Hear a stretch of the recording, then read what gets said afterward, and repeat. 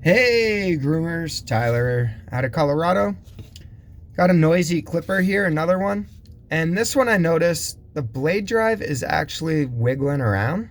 If you can see that, my finger is. It shouldn't be wiggling. I'm thinking it's has to do with this Clipper Vac attachment. So I'm going to take it apart and we'll see what happens. Alright, so I took the Clipper Vac cover off just with the screwdriver, these two screws here, P1. And I'm looking inside and it doesn't look great. It needs to be cleared out. I mean, even with the Clipper Vac attachments, you can see all the hair. If I can get the light, all the hair that gets stuck right here. That red stuff, that's just a bunch of hair wrapped around. Not good for your clippers. But yeah, it's a little loose. I know there's no screws in it right now, but I'm wondering if there's anything missing. So let's take off the hinge. Nope, that's there. Tons of hair. So make sure you get your clippers serviced regularly or take them apart and clean them, because this is a lot of fur in here, especially with the Clipper Vac attachment. Usually that helps alleviate it, but this one's got tons inside. So I'm just going to take this off, replace it, clean all this out, put it back on and see if it still wiggles. If it still wiggles where these are here, right here. Yeah, let's do this one. There we go.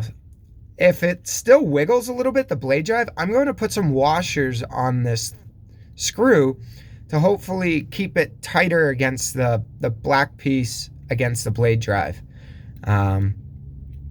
So we'll see. All right. Real quick, cleaned it all up. Looks very new again. No hair or dander in there. Same thing with the hinge. Blew it all out, cleaned it out. Looks new again. So that's like when I service clippers, to make them look really nice again for you folks. So this part took a little longer to get all the hair out of here. I used a air compressor and a razor blade to kind of pick it out, and then my fingers a lot.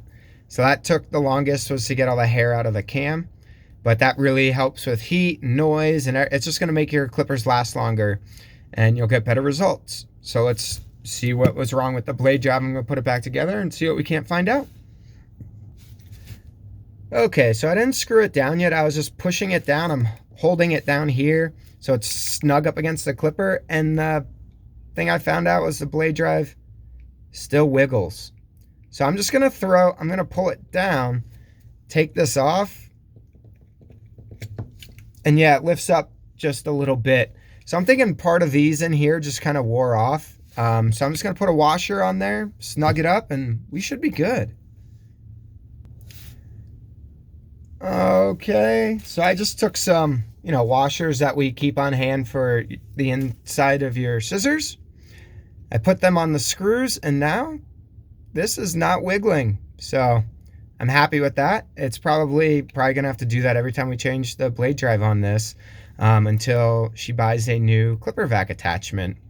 So that could be a way to fix this. So I hope it helps some of you with the same issue, and have a good one. I'll see you later. Let's turn it on, make sure it's quiet too. Sounds pretty quiet, but sounds too fast. Let's keep the 5-speed clippers. 2nd or 3rd speed is all we really need. The 4th and 5th really heat up these clippers a lot. So when you run them on the 4th and 5th, you're going to be going through your blades a lot faster, because you're going to be dulling them out because of how fast they're moving. Instead of it going nice and slow and getting a cut, you're moving it so fast. It's kind of like flooring your car the entire way to work. You're going to burn more gas, and it's going to do worse on your car, worse things for your car.